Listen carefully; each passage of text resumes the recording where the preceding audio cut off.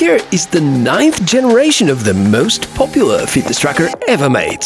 What is new, and is it still the best out there? Let's inspect.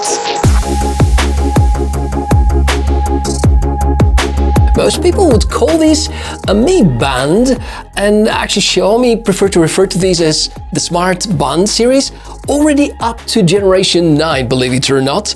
And they're super popular because of the so many features packed into this small size, the accurate health tracking, and last but not least, the extra nice price. This year, it makes no difference because Xiaomi Smart Band 9 happens to be more affordable than the closest rivals. Question is whether it is any better. Great to meet you, by the way. I'm Michael, the TechMishka. As usual, we inspect some cool tech over here. Which are the strong, the weak sides? Is it worth upgrading the Xiaomi Smart Band 9? You can check the video index in case you want to fast forward to some of the sections. And now we dive. Health tracking is what we begin with, and don't be tricked by the size. Smart Band 9 is quite a capable one. It involves a lot of new hardware implementations, and of course here we're going to perform a lot of tests in order to find out whether it collects enough information and how good this information is presented to you. And of course, a bunch of tests, including side-by-side comparison with, HR-mounted chest tracker and some other things. So let's begin.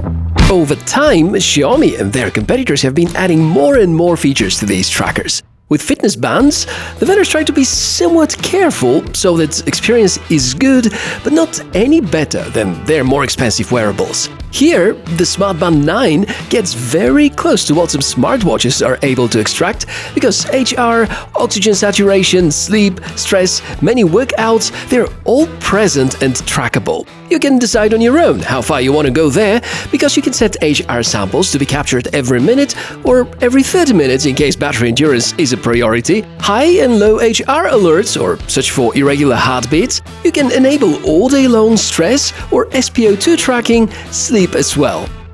The heart rate sensor inside Band 9 is new and delivers pretty good data.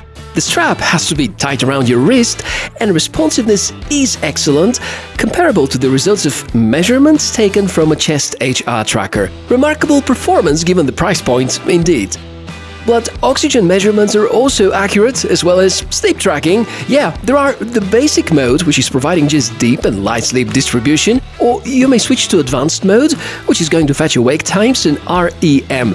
Based on my sleeping experience from the past few days, sleep tracking is among the best in class. So I'd consider these values to be mostly trustworthy, and they can easily put to shame even some 2024 smartwatches. If you practice a lot of sports, then maybe this is going to bring in some mixed feelings, but let me be very clear. Obviously, HR tracking is quite on par with most of the really good fitness trackers out there, and there also is a lot of good collected data about most of the workout types. It relies on a 6-axis IMU based on accelerometer and gyroscope input. Steps are properly counted, and most of the workouts that I've had come with pretty good results, even just based on non-GPS input. Correct, there is no geolocation chip inside the Mi Band 9, meaning that if you would like to have more details, such as map from your cycling or running activities, and prefer to keep your phone inside the backpack. The variety of workouts is sort of mind-blowing. If you use the global version of the band, there is a way to link to Strava, of course. The Chinese edition won't let you do it, though. Some of the workouts may be automatically detected at a cost of slightly increased battery consumption. Concerning the design, visually it looks very similar to the Band 8, and most people will think that there have been zero changes in terms of design. Truth is that there are mostly changes on the inside, but for sure I can tell you that Xiaomi have swapped the location for these pins, but visually they still maintain this very recognizable shape from the past few years. Band 9 is with a metal middle body. You can well notice this scratch that I managed to engrave recently. Definitely more durable than plastic, which is very important about the mounting of the straps. I recommend such that come with a metal joint because I've had this plastic one popping out a few times already. The original bands are very nice, however the defaults still come with a button, something I'd happily replace for a buckle-based strap in my earliest convenience if I were you. Good news is that all the Band 8 compatible straps and gadgets fit the Model 9 as well. Mi Band 9 is lightweight, stylish, rather discreet and yet very customizable if you have a modest collection of straps. Concerning its hardware details, well, I feel that Xiaomi intentionally don't bring too premium experience. The pack is modest, the basic combo arrives with a strap and a charging cable. The manufacturer seems to be once again 70Mi, who have been assigned to make the previous generation as well. Most of the health tracking sensors are positioned here, on the back side, and you can use the Mi Band 9 in pebble mode or attach it to a neck strap. Something I've never really done myself since the review of Mi Band 8 last year.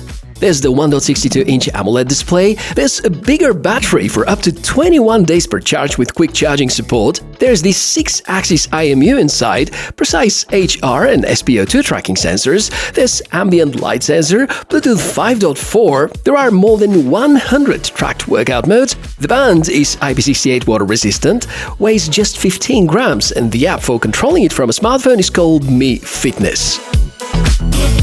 It is a fact, there are a bunch of good hardware changes that happened with Band 9. As a starter, a very nice upgrade about performance because the system on a chip is new, a lot more responsive, and I think this improves a lot the overall user experience and the health tracking features as well. You can see the app launching happens significantly quicker as compared to some of the former generations. Also, the display, in my opinion, stunning. Well, obviously as colorful as what we get with Band 8. The big difference is the peak brightness topping now at 1200 nits, which, correct me if I'm wrong, but I think it's the brightest display on a fitness tracker that we have seen throughout 2024 thus far.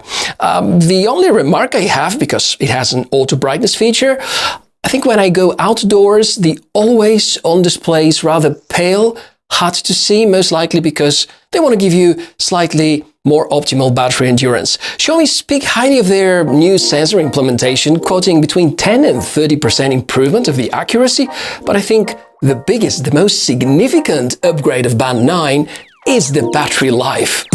It is phenomenal! All the tracking features enabled with their most intensive settings, always on mode with auto brightness, and 1 hour workout is going to eat less than 20% per day, which is insanely good. Funny enough, with AOD, the battery life is getting close to what older generations were delivering without it. Recharging back to full happens within less than 1 hour, and obviously, if you choose battery-friendly settings, up to a month per charge is possible. I can speak highly of the display too. True, I did complain about the AOD mode brightness already. Maybe I'd note down the lack of recognizable brands about the hardened glass protection, but the resolution, the colors, the responsiveness, really good. Xiaomi stick to a single row for the app list. With these rather big icons, there's no possibility to increase the font size though. And, of course, there are a bunch of good watch faces. Here, I'd again remind you that the global version is the better choice, because with the Chinese edition, some of the watch faces may have Chinese characters as well. Software-wise, you can see that it's all good. Responsive interface, which is looking great on this 60Hz display refresh rate. Xiaomi call it HyperOS. It is based on the very lightweight and basic RTOS, quite polished, keeping the same logic and structure as we can see with the last few generations. You can swipe left and right to check about the main widgets, and you can nicely customize these via a wizard inside the smartphone app. Just notice this ability to have two of them at a single screen. The amount of apps is just about right, and besides the health tracking and the workouts, there are the usual alarm and timers, and there's a calendar app, a to-do list feature, and so on. You know, some handy productivity enhancers. Xiaomi provide frequent updates for the series, so in case there are bugs or issues, I'm pretty sure they will be fixed within reasonable amounts of time. The smartphone app is called Xiaomi Fitness, and no, you no longer can use the Zepp Live app. Saying it because it was possible for the bands made by Xiaomi up until Mi Band 7. I feel that Mi Fitness is already capable enough, having not just the basics, but a fair amount of good features and customizations. It's also the best way to review and analyze all the collected health tracking data. It also is the right place to review and download the available free watch faces. It's quite nice to see that the Mi Band series are still focusing on the freebies, especially knowing that the price is so attractive. Yet another awesome release for less than $50. Just for the record, I've based my research on the Chinese edition of Smart Band 9, therefore I strongly suggest you to get the global version, much more polished in terms of software, supports more interface languages, and has the ability to link to more third-party databases such as Strava. Plus more and nicer watch faces. It's the only way to experience the true power of Xiaomi Smart Band 9 anyway. Which, just like any other piece of tech, might have its little drawbacks. The most significant out of which, in my opinion, is the inability to respond to notifications. I think it's about time to completely retire the button-based straps, to make the NFC a standard feature for the global release, and probably bring in some basic smart assistant feature.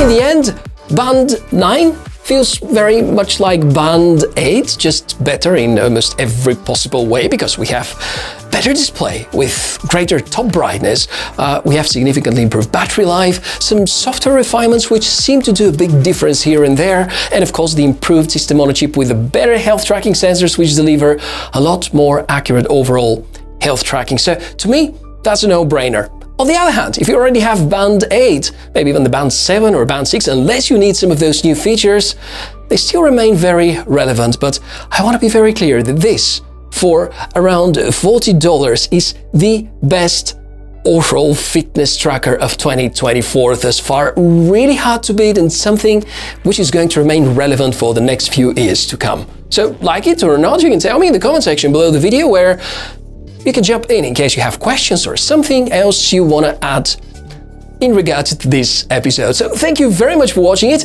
I'm Michael, the TechMishka. It's been a pleasure to prepare all of that for you. If you enjoyed, don't forget to give me a like. If you kind of enjoy the channel, maybe you can subscribe. And I guess I'm gonna see you in the next episode. Bye!